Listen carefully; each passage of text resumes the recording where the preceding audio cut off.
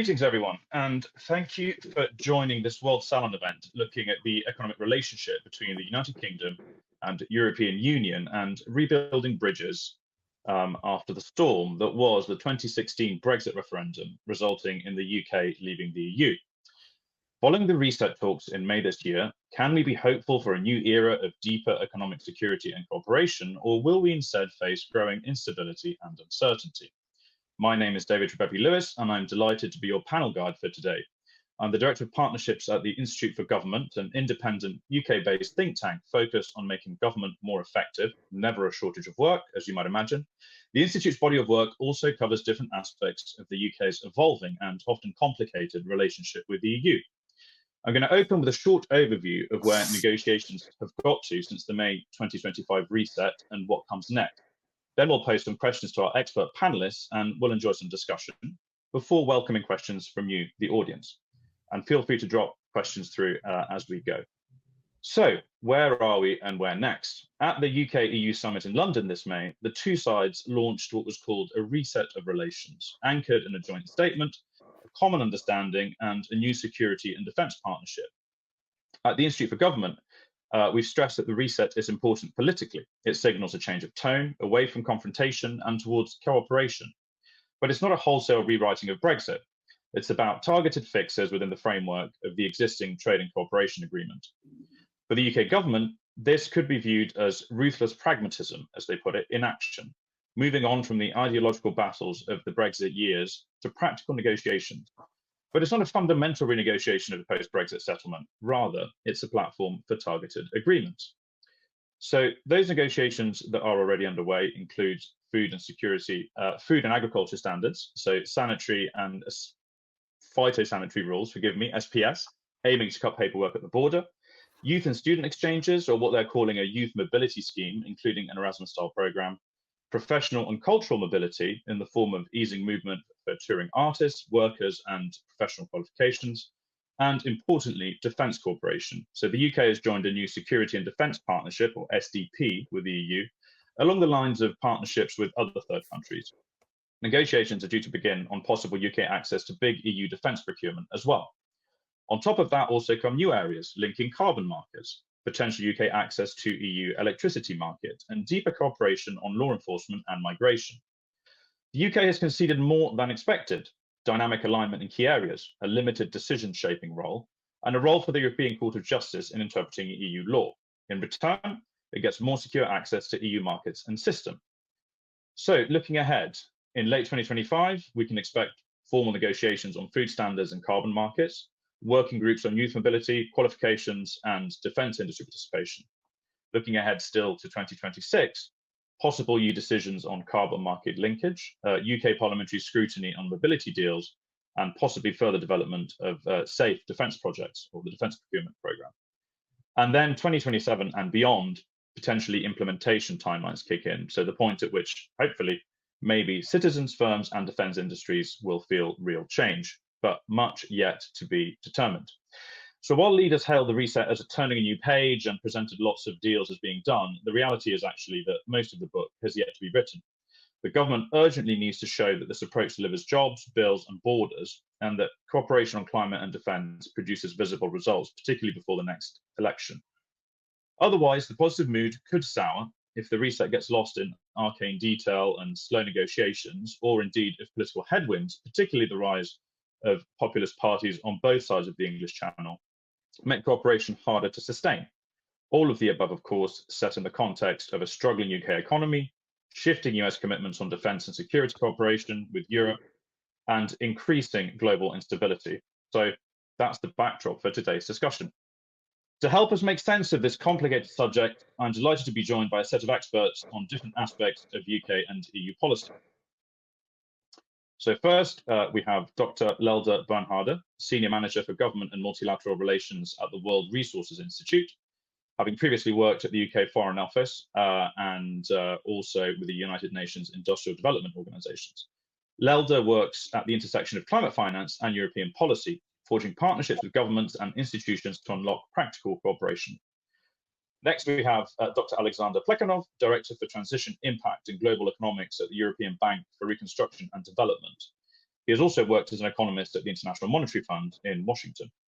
He leads analysis on economic integration and investment flows, including the annual transition report, and brings a clear view on the risks and opportunities of the reset. And then we have Professor Ian Begg, our third panelist, from the European Institute at the London School of Economics, having also served as an advisor to the European Parliament, the UK Parliament, and the European Commission. He's one of the UK's most respected voices on the political economy of European integration, with deep expertise on trade, fiscal policy, and, for today, the wider dimensions of science, defence, and mobility. So, going to Lelda first, drawing on your work with European governments, where do you see the clearest opportunities for UK-EU cooperation to be both politically resilient and practically deliverable? Yeah, thank you, David, and hello, everyone. It's a pleasure to be here.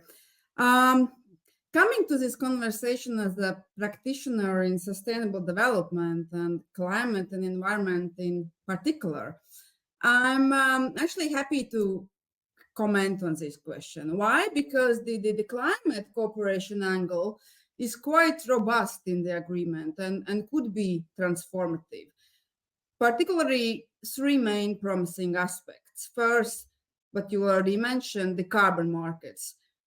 Both parties have agreed in principle to work towards linking their carbon markets. And if done right, this would establish the first carbon pricing linkage and prevent dual carbon tariffs while ensuring that environmental standards are maintained. And this linkage is the clearest green growth reset lever in the reset. And as such, it exemplifies a post-Brexit win-win, addressing level playing field trade concerns while advancing climate objectives. Second, it's energy integration. The reset opens the doors for the UK's participation in the EU's internal electricity market. And this means more efficient cross-border power trading, better use of interconnectors, and lower system costs as both sides integrate more renewables. And that's good for bills, good for grid stability, good for decarbonization. And if implemented, it would provide markets and investors more certainty, reduce compliance frictions, and support supply chain scale up on both sides. And third, the agreement formalizes technical regulatory exchanges on the new energy technologies. Well, this sounds dry, but it's the plumbing that lets developers design to one set of standards, cut compliance costs, and deploy faster. Think hydrogen corridors, shared CO2 storage, hybrid offshore hubs. Aligning standards and permitting allows to turn these ideas into bankable projects. So I see those as clear, promising opportunities, and I would like to believe that they can be politically resilient and practically deliverable. Why? First, it's shared interest and established practices. The climate and energy are the areas that both parties have historically seen as mutually beneficial and where their cooperation has been motivated by the shared goals, namely energy security, clean growth, and the fight against climate change. Prior to Brexit, the UK helped shape Europe's climate architecture. Post-Brexit, both sides found themselves cooperating by necessity, as, for example, during the 22-23 energy crisis. And in parallel, there has been ongoing cooperation around the North Sea on offshore wind targets, interconnectors, and grid planning. So when shared interest and established practices already connect us, deeper cooperation is a common sense, right? The second, the trade agreement sets up regular EU-UK climate and energy dialogues at both ministerial and technical levels, plus governance that pairs dynamic alignment when needed with early consultation. And these are structures that reduce risk. And it matters to businesses and it matters to investors. They want stable rules and no surprises, which are the main preconditions needed for planning multi-billion-dollar pipelines. And third, regarding the political resilience, 2 points. First, these aspects of the agreement have broad business support. The companies on both sides have long been asking for exactly these arrangements: predictable carbon costs, common clean tech standards, less price volatility. So the expected economic benefits are straightforward, and it would be strange for politicians to argue otherwise. And second, for the wider public, climate cooperation framed through energy security, jobs, and fairness travels across party lines. So if this public communication is done properly, and especially if the agreement materializes in some near-term deliverables, some early wins that could be communicated, this would lock in political support because people will see outcomes: lower bills, local jobs, more secure energy, and so on. And again, it's hard to argue against real, tangible benefits that people can feel in their daily life.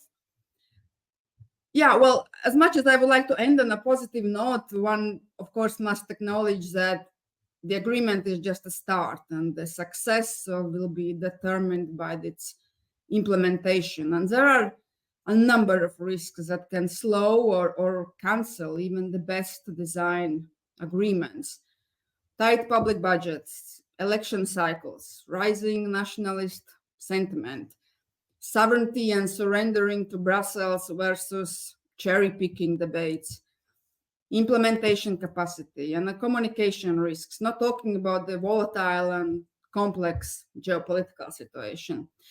But let me stop here, keeping the positive outlook, and let's leave the gritty politics and risk registers to the discussion. Thank you. Thank you, Lelda. Let's see how long we can keep it positive for. Moving on then to Alexander. From the EBRD perspective, how do you see a future UK-EU trade agreement shaping real investment flows and stability across Europe? And realistically, what are the timescales for these effects to actually become visible, building on what Lelda was saying? I think you're absolutely right to raise the issue of timescales. These things take time to iron out, and it certainly takes time to see the economic effects of those. I think that there are, of the areas listed, there are certainly very important areas that are very specific to EU-UK relationships. It's very difficult to see these areas working within a broader partnership. The food supply chain, phytosanitary rules is a very good example, and defense is another very good example. And here the synergies are clear, and the devil is indeed in detail and in the ability to work out a mutually beneficial agreement. In other areas, I think it's a little bit of a broader context and a broader question, where sometimes the effect of the Brexit itself and the effect of economic challenges and challenges in boosting productivity, they get confounded. One piece of homework that we did is we looked at data on foreign direct investment projects in the UK and globally. And this is a database that has been compiled by FDI markets and covers announcements of foreign direct investment projects since 2003. It is updated more or less in real time. And what you see is that indeed investment from the EU into the UK has been declining quite significantly. But what probably not many of us realize, and suddenly came a little bit as a surprise to us, that in fact, in general, investment in the UK has been declining so much that the share of the EU as a percentage of total number of investment projects in the UK has actually gone up since Brexit and has continued going up. So here I think there are deeper issues of overcrowding and expensive energy and many other obstacles to developing the economy that need to be addressed and that will contribute to a healthier relationship with the EU, to a more economically beneficial relationship to the EU, but also to general economic development in the country. And I think these issues get confounded, and other areas, probably beyond food supply chain and defense, would probably fall into this broader category. And it then, if UK becomes a more attractive market for investors globally, it will also become a more attractive market for the EU economies. And I think we have to acknowledge that this relationship is not fully symmetric and fully equal. EU economy in aggregate, as the economy of 27 states, is much larger than the UK economy, although UK economy may be as large as the largest economies of the EU individually, Germany, France, etc. And there are certainly parts of the UK economy, research and education, for example, that have always been very competitive inside Europe and globally, and of great interest to Europe. And this is reflected in an attempt to enhance cooperation in this particular area. And so I think to make the connection stronger and to make the connection more durable, the onus on the UK is to make itself more attractive to all investors, and that will work for European investors as well. I will probably stop with my introductory remarks here, and we'll come back to these issues further in the discussion. Thank you very much, Alexander. Moving on to Ian then. So thinking sort of beyond trade, which parts of the economic relationship do you think will matter most in the years ahead? And thinking, for example, in terms of science, research collaboration, the economics of defense, movement of workers, students, and what risks do you think could complicate the process? Thank you, David. First observation to make in response to your introduction is that Brexit has both succeeded and failed. It succeeded in the sense that it was achieved after all the turmoil of the late 2010s. And it succeeded as well in having a continuing relationship with the EU, which is rather different from the one that went before. This is all captured in something called the Trade and Cooperation Agreement. That's due for renegotiation, but is not expected to change radically. It failed in the sense that some of the things that were being promised for Britain by those in favour of Brexit, such as a profusion of new trade deals with other parts of the world, just have not materialised. We have one with Australia, we have one with New Zealand. We may or may not have one with the United States, but then who knows who has a trade deal with the United States as things stand. It's all very obscure at the moment. And most of the other trade deals that the UK has done since Brexit have been carryovers from when the UK was inside the EU, for example, with Mexico and other parts of the world. They're rolled over from what the UK had when it was an EU member. What has not happened is a collapse of the economy, as some pro-Brexiteers, pro-Remain speakers said might happen. The economy did not collapse. The exchange rate fell initially, but it did not collapse. And I would say it's important to recognise that Brexit is not a single event, whether it's the referendum or the conclusion of the withdrawal or the conclusion of the Trade and Cooperation Agreement. It's a process. And we're now in a new phase of that process, which represents a significant change of tone away from hostility, as we saw it when somebody called Boris Johnson was the Prime Minister, to a much more constructive relationship. All of this background, I think, is important in understanding the way the economics are going to evolve. But, David, if you'll allow me, somebody is going to try to ask me, is Britain going to rejoin? To which I give an emphatic no. I can see no scenario in which rejoining is likely to happen. So with all that background, I want to reinforce something that Alexander said, which is that on the trade relationship, it's asymmetric. the UK relies as a percentage of GDP or a percentage of its trade far more on the EU than the EU relies on the UK. This is natural when one is 8 to 9 times the size economically of the other. But it still matters. It's the biggest component overall of UK exports and imports. And there are some big areas for the UK economy that were somewhat neglected in the Trade and Cooperation Agreement, where there'll be an expectation that things might change, and that's particularly the case for financial and business services. You may think of the UK as an exporter of manufacturers, but the two biggest export sectors are in fact financial services and other business services. Then you have things like chemicals and pharmaceuticals, which are subject to considerable concern at the moment because of the geopolitical tensions engendered by somebody at 1600 Pennsylvania Avenue. It's also worth making a simple analytic point, which is that gravity matters. Now, this, I don't mean apples falling to the ground as Isaac Newton saw it, but gravity in the sense that countries close by are those you trade with most intensively. That's no great surprise because they're in similar time zones. Distances are shorter, both for transport and for movement of people who want to go across borders in the selling and buying processes. So I think it's important to recognize that for the UK, the EU is and will remain a significant market in these areas I've been talking about. One of the big promises of Brexit was that it would curb migration. Now, some of us may think that migration was in fact very helpful.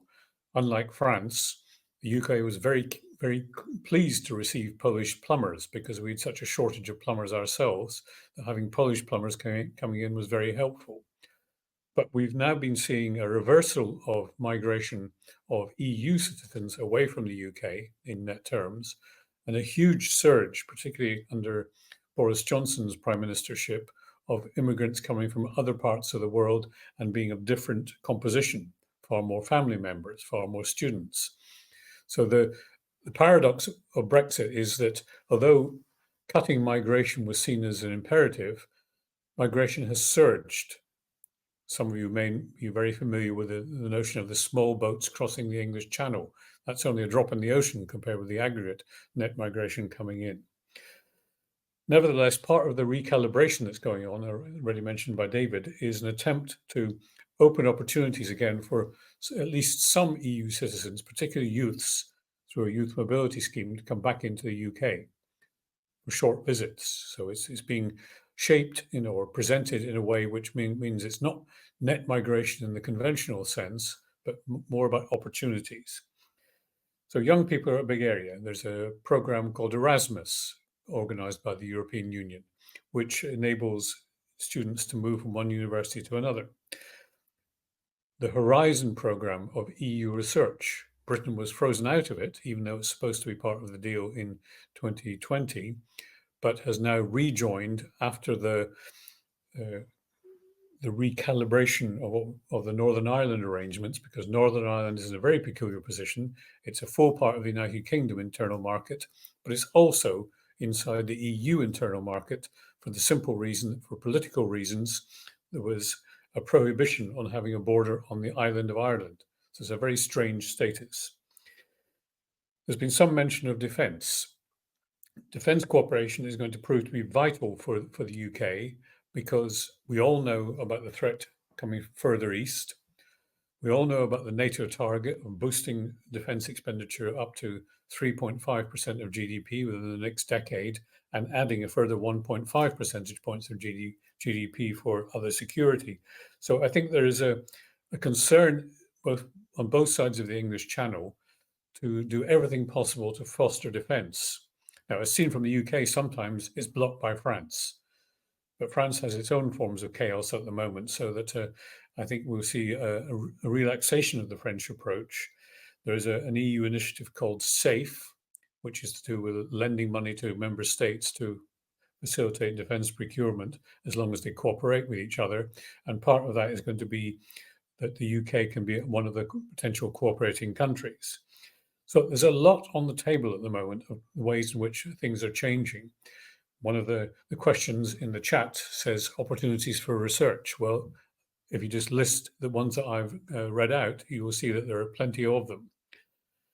So I would say the imperative for both sides at the moment, and there are steps towards it, is to reverse what Brexit was, which was, broadly speaking, lose-lose, both sides losing from the UK's departure, and try to turn it again into win-win.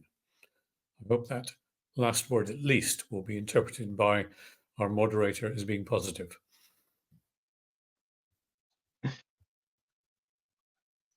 Thank you, Ian. Yeah, I think you just about managed to end on a slightly positive note. I just wanted to, there was a lot in there that I'd like to come back to, but there was one question in particular I wanted to put to Lelda, which was sort of around the sort of thinking a bit about the rise of nationalist sentiment across Europe. And the fact that climate measures often can be an easy target for the sort of rhetoric.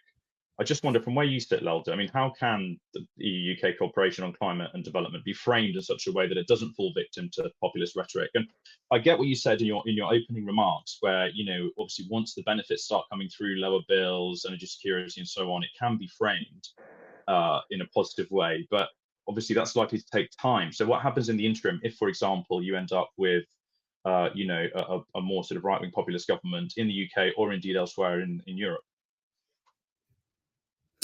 Yeah, well, thank you so much, David. It's in recent years we have seen in Europe many missteps in policy or messaging, especially around the climate initiatives, and we have seen how these can provoke public backlash and be weaponized by populists. And so, first of all, I would say that one should start by acknowledging and addressing the public grievances.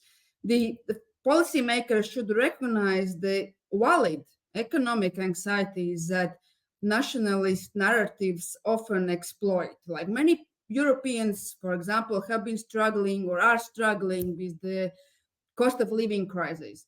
And some have come to blame climate and EU policies for their hardship. And such episodes, like in Netherlands, in Germany, this shows that if people feel that reforms, be it climate measures or trade rules, that those are imposed without regard to their livelihood, a green backlash or broader pushback can grow. So what I would start with, suggest by starting that policymakers must therefore design the agreements and initiatives and clear policies to tangibly help average citizens, that for instance emphasizing concrete benefits, emphasizing job creation, cheaper goods or energy security, and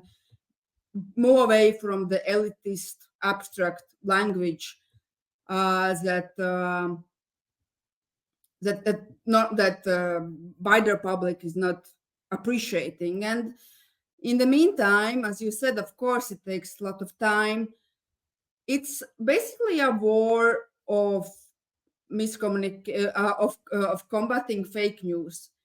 There has been so many simplistic narratives used by nationalist and Eurosceptic figures, narratives that spread misinformation, such as Brussels is punishing you, or green policies cause your energy bills to soar.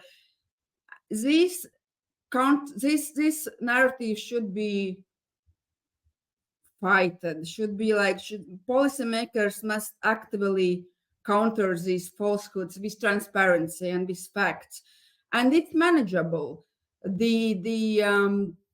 the public information procedures must be improved, and recently the cooperation on this front is actually emerging, like in EU environment ministries.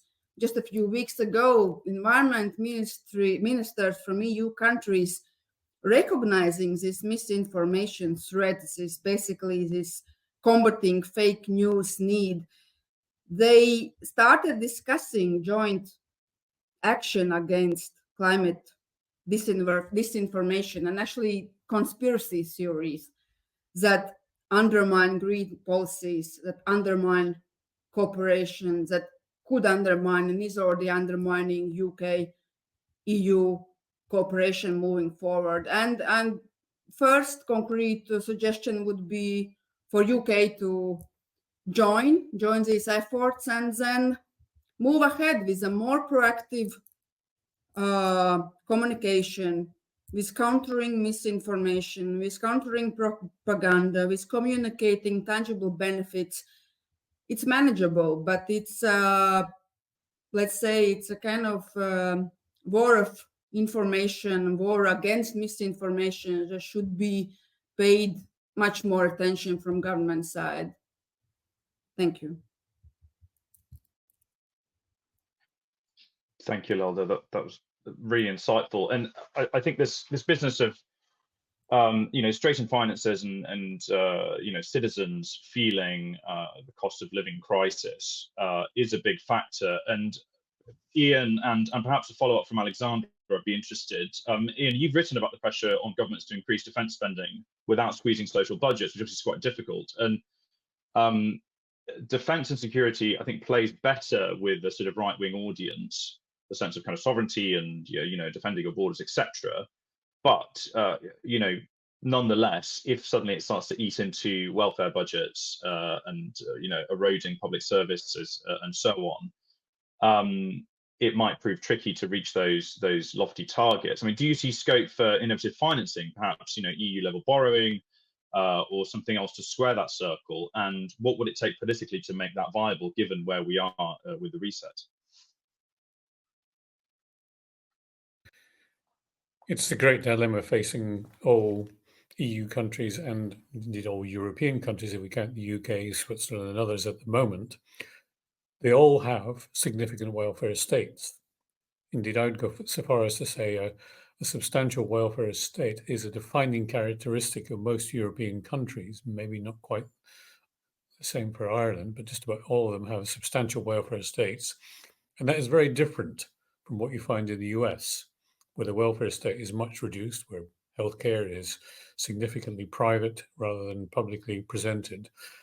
And that means that if you want to spend more on something else within public finances, you have three choices. You raise taxes, you cut other expenditure, or you have to borrow more. Now, all of these for many European countries, particularly countries like the UK and France, which have very high levels of public debt, are very tricky. The government doesn't want to increase taxes because first it promised not to, and second, it knows that if it squeezes more out of taxpayers, it's going to inhibit consumer demand and may affect business demand. So these are not easy solutions.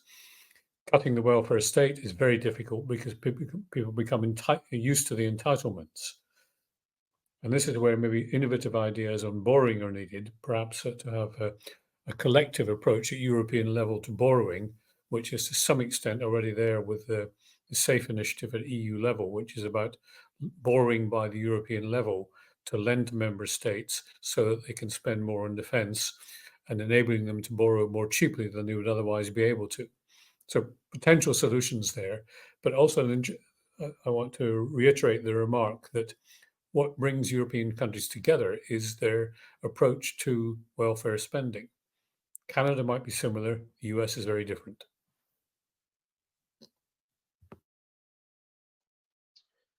Thank you, Ian. Alexandra, I wonder if you had any thoughts on that question. I think these are great questions, and there are no easy solutions. In fact, they are very tough choices.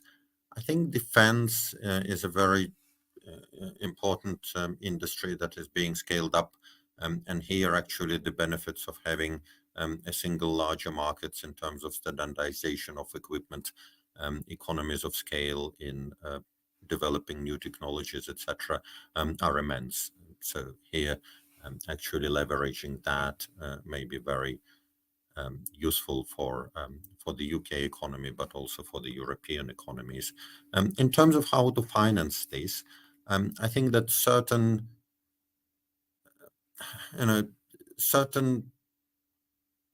the welfare state is indeed something that is very difficult to scale back.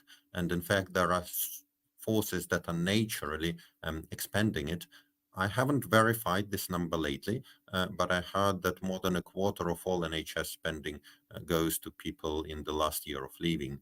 And as people become older and more treatments are becoming available, there is virtually no limit to what NHS can spend on trying to prolong lives by a few months, effectively, if you look at the statistics. And at some point, these difficult choices about what can and cannot be financed on the welfare side, on the welfare state side, I think they will need to be confronted. There is actually no way around it, with or without increase in defense spending. And on climate, this is also, I think, a very important area, and I entirely agree with Lelde that misinformation and false narratives are very important to confront and debunk. But we also have to acknowledge that UK has one of the highest energy price levels of all economies globally, and that affects consumers, it affects businesses. And this is not misinformation. This is what people actually see in their bills. It doesn't have to be incompatible with the green agenda, but it requires a lot of investment and a lot of coordination.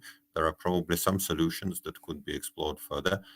One of them could be a greater role for nuclear power, something that has been happening actually a lot in the US lately. Another area would be large-scale, probably underground transmission, north-south, because most of the viable wind renewable energy is far north. Most of energy consumption is actually clustered around London, southeast, southwest.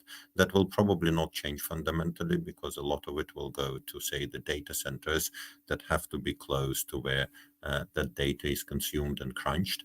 So these are actually challenges that may be not directly related to Brexit and post-Brexit relationship. They may be complementary, but they're exactly the key issues on the economic agenda for the UK. Can I come in on that, David, very briefly? To Please say do, that yes. the UK has, to some extent, been a leader in heading for net zero, but there is a growing backlash against it at the moment, which we've also seen in other countries of the European Union, because the cost of net zero is adding to the costs of imported American gas instead of Russian gas, and making the outcome, leading to the outcome that Alexander has mentioned, that very high energy prices. But the UK has its own twist on this, which is to set its energy price based on the price of gas. So even if other energy sources are relatively cheaper, they don't feed through into prices, which is a very strange arrangement.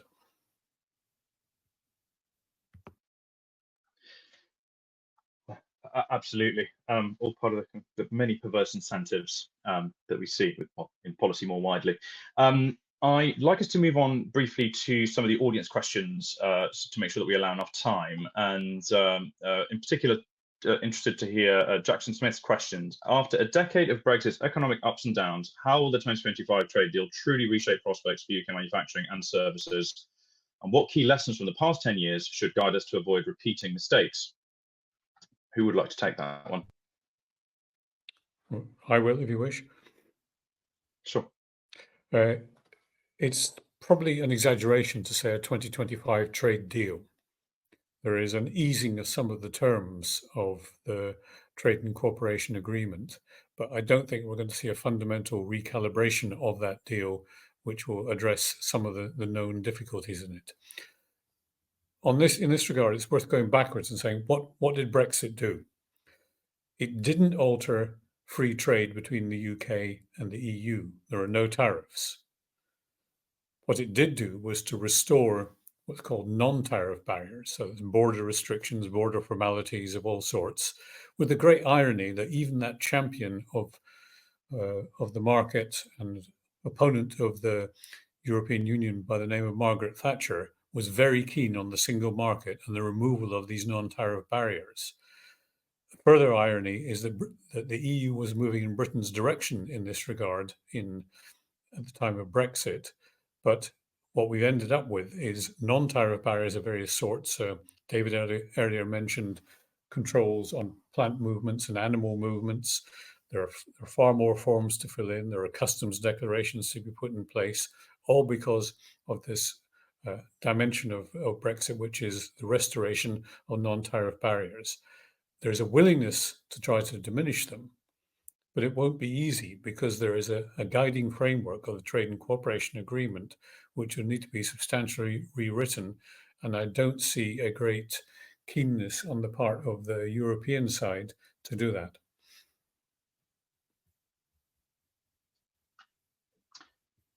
Thank you, Ian. Would anyone else like to come in? Maybe just very briefly, I fully agree with what Ian has just said on the future, and I think if one looks back, it is, I think describing it as a lose-lose outcome is a good way of describing it, and maybe if one thinks back what led to it, it just underscores the importance of migration policy and managing migration. It was largely an anti-migration vote. Ironically, it led to more net migration, largely because more productive migrants got replaced with less productive migrants from other sources of migration. But if one just goes back to drawing lessons and maybe the issues of populism have been raised here, I think migration policy is key to limiting the damage that populists can do to economies and economic relationships. Thank you, Alexander. Lelda, anything to add from you? Yeah, well, I would still like to keep my positive outlook, and I think that the trade deals gives quite a significant boost for key industries, finance, energy, manufacturing. While the deal is largely focused on goods, it also opens dialogue on business mobility and professional qualifications, and this could increase cooperation in financial services. For example, London's finance industry could increase access to the EU markets if professionals can travel and advise without cumbersome visa issues. And as already noted in my intro speech, I do believe that extended and expanded energy cooperation is a major win and can be a major win for both sides. And likewise, the manufacturers, especially in heavy industries, will gain relief from the deal to link the emission trading systems, because a linked EU-UK carbon market means that British exporters of steel, cement, chemicals, and others will be exempt from the EU's new carbon border adjustment mechanism charges, and sparing them a significant new tax on carbon-intensive exports. And once again, this levels the playing field and protects jobs in those industries by avoiding double carbon costs. Thanks. Thank you, Lelda.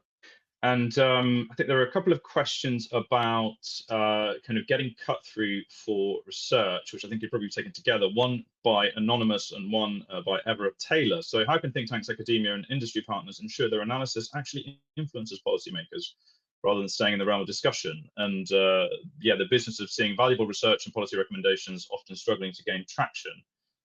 If anyone else has the answer to this, let me know. I have a couple of thoughts, but I'll put it to the panel first. Who would like to take this?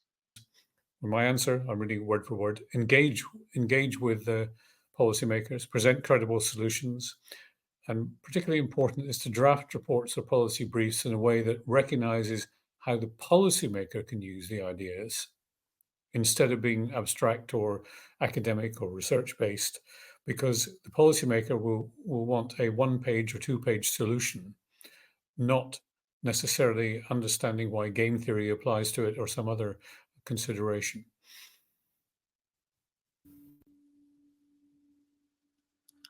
Thank you, Ian.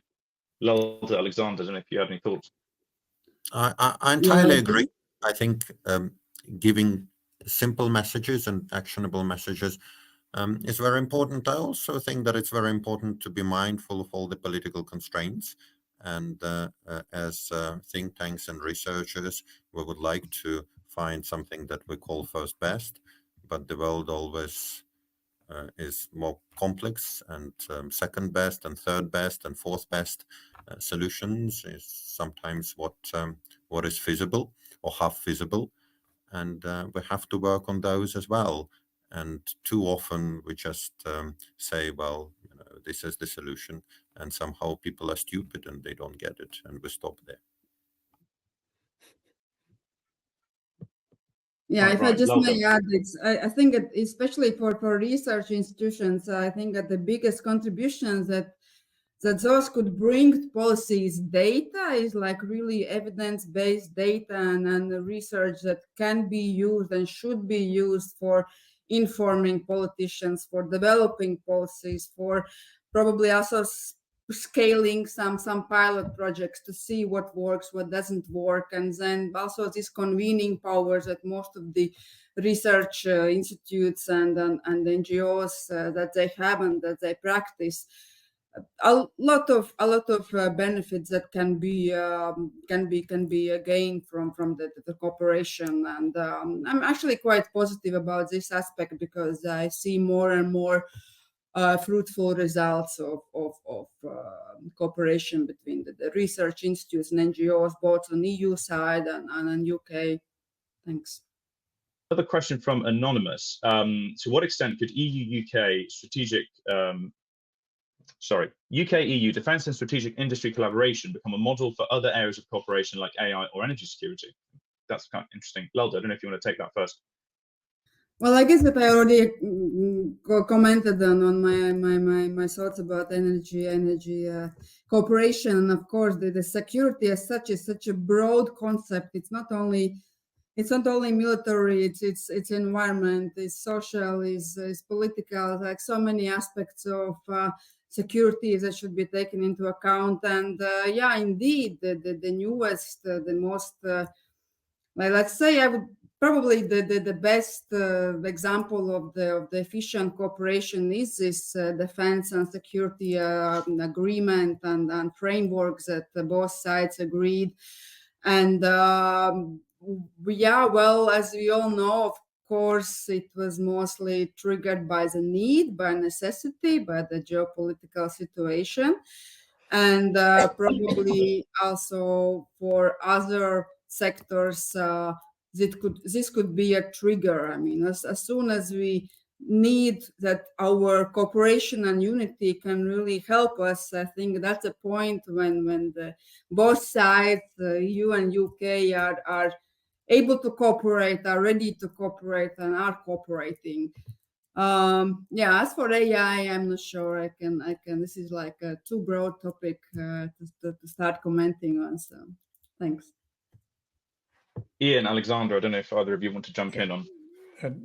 I wonder if the question is the wrong way around, because there has been a degree of strategic industry collaboration and some cooperation on energy security, but they're struggling to work out how to cooperate on defense. And it may be that there is a much more comprehensive and strategic economic question that has to be posed here is how do countries, not just the EU as a whole and the UK, but within the EU, individual countries work out better ways to cooperate on the general response to challenges from the rest of the world. Emmanuel Macron, for all his problems at the moment, came up with the idea of strategic autonomy. We've heard attempts by Mario Draghi, a former president of the European Central Bank and Italian Prime Minister, saying there must be a much bigger effort at European level on competitiveness. But these things have not really taken root in national capitals yet. And if I can just, as an aside, suggest one other way in which think tank and other academic material can be helpful, and that is for the researcher to use a hook, a nice turn of phrase, which can attract the reader and say, make them sit up and pay attention. And at this point, I'm going to be very vain and mention one which I put in a blog the other day in relation to the defense cooperation idea of the coalition of the willing. I think it needs to be accompanied by a coalition of the borrowing, in that collective borrowing can be a solution to avoid any individual country being targeted by financial markets. So there you are, coalition of the borrowing as a hook. Thank you, Ian. Maybe I could come back for a second to what Ian said earlier about the EU single market framework being about removing non-tariff barriers. And once they're removed, they're removed. But when they're there, the market structures and non-tariff barriers are very different in every market. In the energy market, it's different from defense market. We don't know very much about AI market, but certainly the food supply chain is yet very different and so on. So in fact, to do something that this question implies is actually very difficult. You would need to work out the details of every market separately. And the only benefit could be that if you figure out the first market, you could say, well, in principle, it works. Let's get on with figuring it out for the next market. But it's very unlikely that there will be a template that could be actually transferred from a market to a market. And that's the beauty of a single market arrangement, which basically removes up to a point barriers across the board. Thank you, Alexander. One further sentence in what Alexander just said, that the single market is not complete. It's a persistent project, and there's an instinct on the part of many governments to say, yes, but we want to protect our industry or protect our public procurement in a way which undermines the principle of the single market. And another former Italian Prime Minister, Enrico Letta, also did a big report last year on how to encourage further completion of the single market.